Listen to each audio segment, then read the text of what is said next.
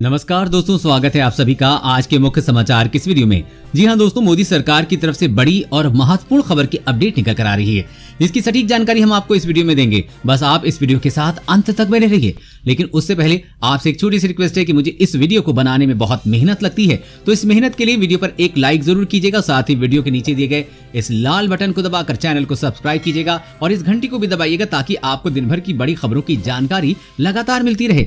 तो चलिए दोस्तों, एक एक करके सभी बड़ी खबरों के बारे में जान लेते हैं। तो दोस्तों, आज की पहली बड़ी खबर की अपडेट की बात करें, भारत से मौसम युद्ध की फिराक में चीन तकनीक के जरिए मौसम को करेगा कंट्रोल। जी हां, भारत और चीन के बीच लद्दाख में तनाव को लगभग 8 महीने होने वाले हैं। इस बीच चीन ने LAC पे लंबा रुकने का फैसला कर लिया है। वो सैनिकों और गोला बारूद की तैनाती बढ़ाकर पहले से ही ऐसा संकेत दे रहा था।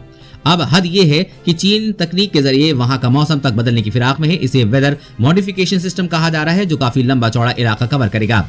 चीन ने इस प्रोग्राम का दायरा 50.5 लाख वर्ग किलोमीटर तक बढ़ाने की योजना बनाई है।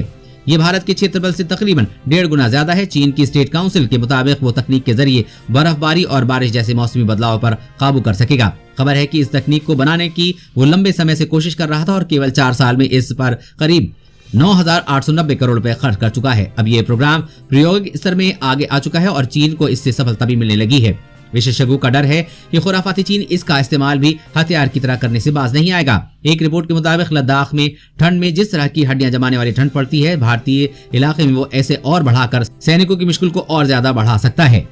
और अगली बड़ी खबर की बात करें तो अगर आपके पास भी पुरानी कार है तो सावधान हो जाइए, सरकार ने बदला नियम। जी हाँ, केंद्र सरकार ने 1 जनवरी 2021 से पुरानी कारों सहित सभी पुराने वाहनों पर फास्टैग अनिवार्य कर दिया है। ऐसे में अगर आपके पास पुरानी कार है तो उस पर फास्टैग लगवाना होगा। भारत सरकार के सड़क परिवहन और राजमार्ग मंत्रालय ने इसको लेकर एक नोटिफिकेशन जारी कर दिया है। इसके अनुसार 1 जनवरी 2021 से सभी 4 पहिया वाहनों के लिए फास्टैग अनिवार्य हो जाएगा। जानकारी के अनुसार फास्टैग पुराने वाहनों के साथ M और N कैटेगरी के मोटर वाहनों पर भी लागू होगा, जिनकी बिक्री 1 दिसंबर 2017 से पहले हुई है। केंद्रीय मोटर व्हीकल नियम 1989 के मुताबिक फास्टैग को 1 दिसंबर 2017 के बाद खरीदे गए 4 पहिया वाहनों के सभी नए रजिस्ट्रेशन के लिए अनिवार्य बना दिया गया है। तब से वाहन निर्माता और डीलर की तरफ से ऐसे वाहनों पर फास्टैग लगाया जा रहा है। वहीं इस बार भी जरूरी किया गया है कि फिटनेस सर्टिफिकेट का रिन्यूअल तभी होगा जब वाहनों पर फास्टैग लगा होगा।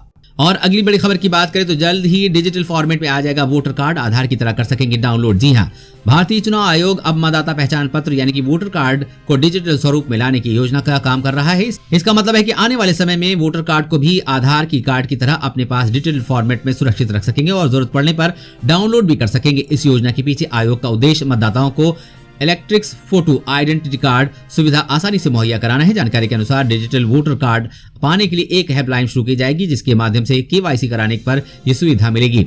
मतदाताओं के पास फिजिकल कार्ड भी रहेगा। ये सुविधा शुरू होने पर नए मतदाता अपना कार्ड सीधे डाउनलोड कर सकेंगे। उन्हें डाक के माध्यम से कार्ड आने का इंतजार नहीं करना होगा। साथ ही मतदाता डिजिटल वोटर कार्ड के माध्यम से भी वोट डाल सकेंगे। इसके साथ ही चुनाव आयोग ने ओवरसीज मतदाताओं को भी इस योजना का लाभ देने का फैसला किया है। जानकारी के अनुसार चुनाव आयोग ने इस सेवा को लेकर अपनी तैयारियां पूरी कर ली हैं। जल्दी देश भर के मतदाताओं के लिए डिजिटल वोटर कार्ड की सुविधा शुरू की जाएगी।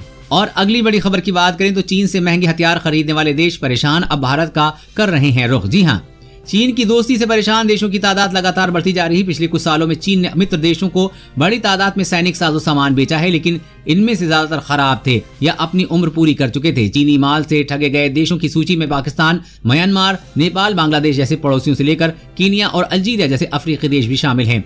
इन सामानों में बख्तरबंद गाड़ियां, पनडुब्बी, हवाई जहाज सभी कुछ शामिल है।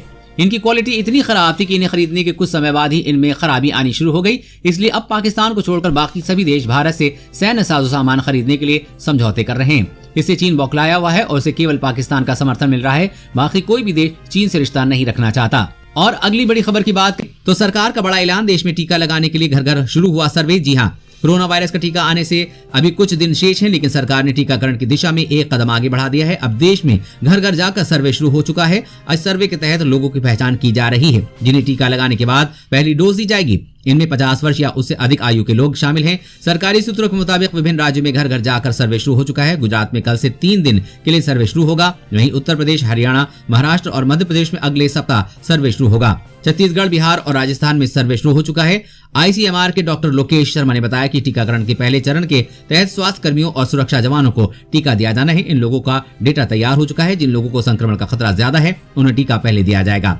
सबसे ज्यादा खतरा बुजुर्गों और पहले से बीमार लोगों को है, इसलिए सर्वे के माध्यम से ये जानकारी एकत्र की जा रही है। और अगली बड़ी खबर की बात करें तो आलू को भूल के फ्रिज में न रखें वरना हो जाएगा कैंसर। जरूर जान लें इस काम की खबर को। जी हाँ, खाने पीने की चीजों को लंबे समय तक रिजर्व करके रखने के मकसद से हम उन्हें फ्रिज में रख देते हैं। किचन गैजेट्स के रूप में देखें तो फ्रिज बेहद काम की चीज है जो खाने को स्टोर कर रखने में मदद करता है और खाने को बर्बाद होने से बचाता है। लेकिन फ्रिज का ठंडा तापमान कई तरह के हेल्थ इश्यूज के लिए भी जिम्मेदार है। आपको जानकर हैरानी होगी कि खाने पीने की ऐसी कई चीजें हैं जिन्हें आपको भूल से भी फ्रिज में नहीं रखना चाहिए। उन्हीं में से एक आलू है। जब आप आलू को फ्रिज में रखते हैं तो फ्रिज का ठंडा तापमान आलू में मौजूद स्टार्च को शुगर में बदल देता है और ये शुगर आगे फिर रिएक्ट होती है और एक खतरनाक केमिकल में तब्दील हो जाती है जिससे कई तरह के कैंसर होने का खतरा रहता है। अमेरिकन कैंसर सोसाइटी की माने तो आलू को फ्रिज में भूल के भी न रखें बल्कि आलू को सामान्य रूप से टेम्परेचर पर किसी सूखी जगह पर रखना चाहिए।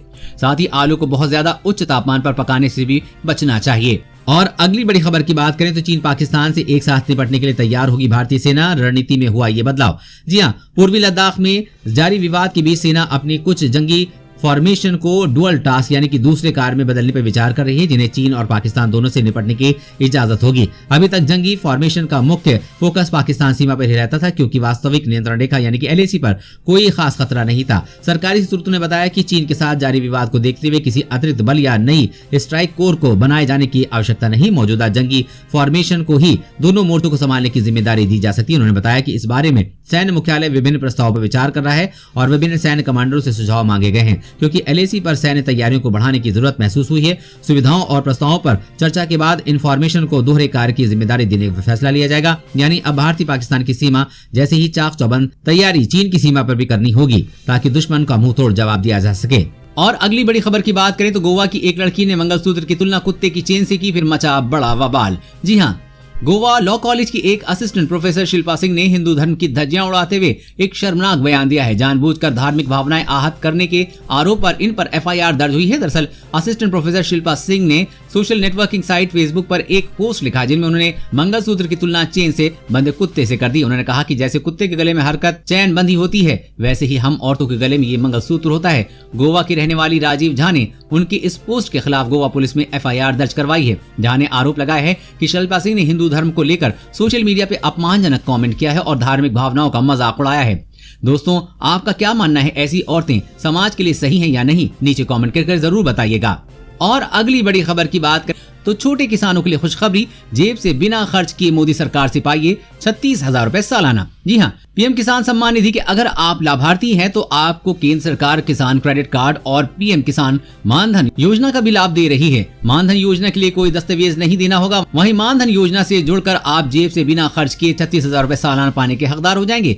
जबकि PM किसान स्कीम से आप किसान क्रेडिट कार्ड यानी कि KCC को भी जोड़ दिया गया है। PM किसान के लाभार्थियों के लिए KCC बनवाना आसान हो गया है। PM किसान मानधन योजना के तहत छोटे और सीमांत किसानों को हर महीने पेंशन देने की योजना है जिसमें 60 साल की उम्र के बाद हर महीने 3,000 रुपए यानी कि 36,000 रुपए सालाना पेंशन दी जाती है। यदि कोई किसान PM किसान सम्मान निधि का लाभ ले रहा है तो उसे PM किसान मानधन योजना के लिए कोई दस्तावेज नहीं देना होगा क्योंकि ऐसे किसान का पूरा दस्तावेज भारत सरकार के पास है। PM किसान स्कीम से प्राप्त लाभ में से सीधे ही अंशदान करने का विकल्प चुनने की छूट है। इस तरह किसान को सीधे अपनी जेब से पैसा नहीं खर्च करना पड़ेगा। 6,000 रुपए में उसका प्रीमियम कट जाएगा। यानी जेब से बिना खर्च किए किसान को 36,000 रुपए सालाना मिलेगा और अलग से 3 किस्त भी। और अगली बड़ी खबर की बात करें तो चीन बढ़ा रहा है परमाणु बमों का जखीरा। भारत और अमेरिका के लिए चेतावनी, रिपोर्ट में हुआ बड़ा खुलासा। जी हाँ, चीन आज के वर्तमान समय में परमाणु बमों का जखीरा तेजी के साथ बढ़ा रहा है। एक ताजा रिपोर्ट के मुताबिक एशिया में परमाणु हथियारों की संख्या के मामले में चीन पहले स्थान पर काबिज है। साथ ही साथ अपनी परमाणु बमों की संख्या को लगातार बढ़ा रहा है। साउथ चाइना सी में अमेरिका के साथ और लद्दाख में भारत के साथ बढ़ते तनाव को देखते हुए चीन परमाणु बमों की संख्या में लगातार वृद्धि कर रहा है। रिपोर्ट में खुलासा हुआ है कि चीन कई तरह के नए परमाणु हथियार बनाने पर लगा हुआ है। रिपोर्ट में खुलासा हुआ है कि चीन के पास जमीन से परमाणु हमला करने वाली 12 मिसाइलें मौजूद हैं जबकि करीब 350 परमाणु बम बना चुका है। चीन इस बमों को लेकर लगातार अपग्रेड कर रहा है, साथ ही साथ इसे आधुनिक और खतरनाक बना रहा है। आपको बता दें कि अमेरिकी सेना रिपोर्ट में भी दावा किया गया है कि चीन के पास 200 एक्टिव परमाणु बम मौजूद हैं। चीन अमेरिका और भारत से सीधी टक्कर लेने के लिए तेजी के साथ परमाणु बम विकसित कर रहा है और इस पर चीनी वैज्ञानिक लगातार कार्य कर रहे हैं जो कि दुनिया भर के लिए एक बड़ा खतरा बना हुआ है। और अगली बड़ी खबर की बात करें तो गुटखा तंबाकू पर बैन के बावजूद दिख रहे हैं ये पदार्थ, कोर्ट ने जताई नाराजगी। जी हाँ, झारखंड में प्रतिबंध के बावजूद गुटखा और तंबाकू जनित पदार्थों की धड़ल्ले से हो रही बिक्री। हाईकोर्ट ने शुक्रवार को नाराजगी जाहिर की। एक जनहित याचिका पर सुनवाई करते हुए chief justice doctor Ravi Ranjan और डॉक्टर सुजीत नारायण प्रसाद की अदालत ने कहा कि गुटखा की बिक्री खुलेआम हो रही है। हर गली मोहल्ले में ये आसानी से उपलब्ध है। सरकार जब कानून का पालन नहीं करा सकती तो ऐसा कानून बनाती ही क्यों है? आखिर सरकार की कौन सी लाचारी है कि गुटखा के परिवहन, निर्माण और बिक्री पर रोक के बावजूद यहां गुटखा पहुंच रहा है और इसकी बिक्री भी हो रही है। अदालत ने मामले की सुनवाई निर्धारित करते हुए सरकार को विस्तृत रिपोर्ट पेश करने का निर्देश दिया है। दोस्तों, आज की खबरों में बस इतना ही। इसी तरह हर रोज काम की खबरें जानने के लिए आप हमेशा हमारे साथ जुड़े रहें। हमारे साथ जुड़ने के लिए वीडियो के नीचे दिए गए इस लाल बटन को दबाइए और साथ ही इस घंटी को भी दबाइए ताकि आपको हर खबर की सटीक जानकारी मिल सके। जय हिंद।